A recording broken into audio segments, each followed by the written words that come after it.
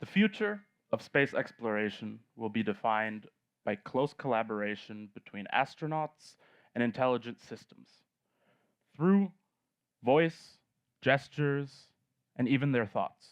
Over the last few years, reusable rockets have made the cost of going to space orders of magnitude cheaper, and finally made humanity's dream of going beyond Earth economically viable. However, next year, NASA will send humans back to the moon to begin building Lunar Gateway, a space station around the moon, and a lunar base, from which we will then launch missions to go to Mars in the 2030s. However, due to our biology, we can't go to space alone. So, over the last 7 years, I've had the opportunity to work on different space robots, such as this one. I've also studied the neural basis of human cognition and behavior. And then in my most recent project at the MIT Media Lab in the Fluid Interfaces group, I was able to link these two using brain-computer interfaces. There's a lot of novel challenges that are going to face us in deep space exploration. The first one is that crews will be increasingly isolated. So right now on the ISS, astronauts rely on hundreds of experts in mission control to resolve any anomalies and create plans and analyze data from the vehicle.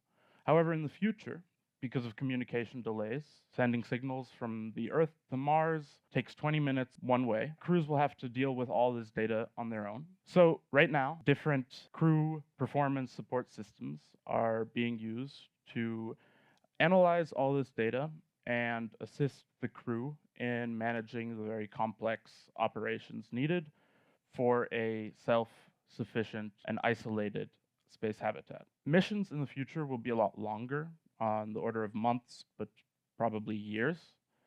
And astronauts will have to remain inside small habitats to avoid prolonged exposure to radiation, extreme temperatures, and other dangers.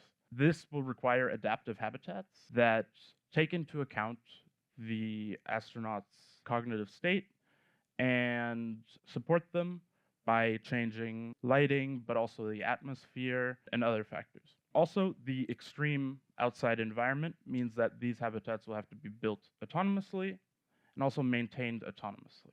A lot of these operations, however, still will require human intervention. And the most important part of this system to work well is an interface between the humans and the intelligent systems.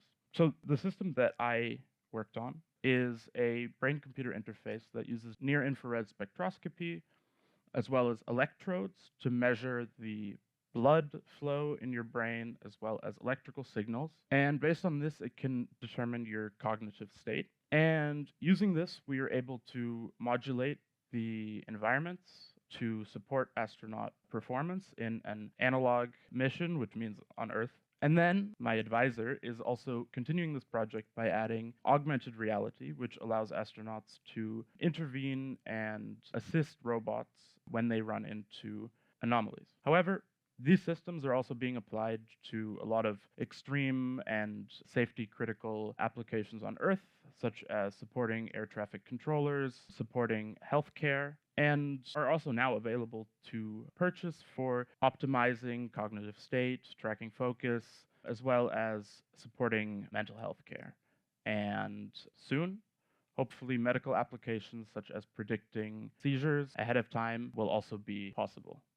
Thank you.